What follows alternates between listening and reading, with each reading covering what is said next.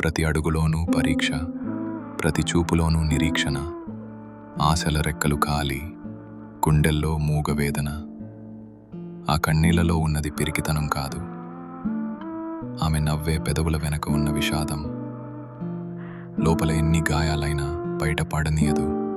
గతం ఎన్ని చీకట్లను తెచ్చినా తలెత్తుకు బతుకుతుంది.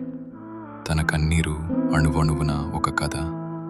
ఆ కథలో ప్రేమ ఉంది, బంధాల కష్టముంది.